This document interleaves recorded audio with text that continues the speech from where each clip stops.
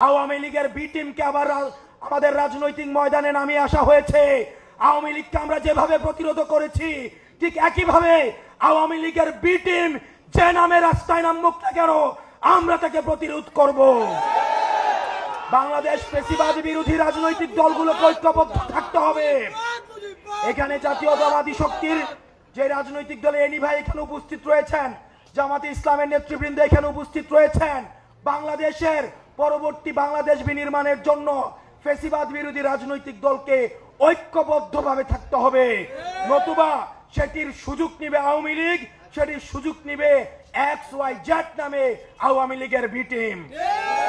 এবং আমার কাছে প্রশ্ন, ফ্যাসিবাদ বিরোধী রাজনৈতিক দলগুলো যেহেতু এখানে আছে, 5ই আগস্ট পরবর্তী সময়ে যারা আওয়ামী লীগের নির্বাচনগুলোকে বৈধতা দিয়েছে সেই মুনাফেক জাতীয় পার্টি কিভাবে মাঠে এসে হুঙ্কার দেয়? আমরা দেখতে পাচ্ছি আবার জাতীয় পার্টি দিয়ে ভারত থেকে আওয়ামী পুনর্বাসনের আবার ছক করা হচ্ছে।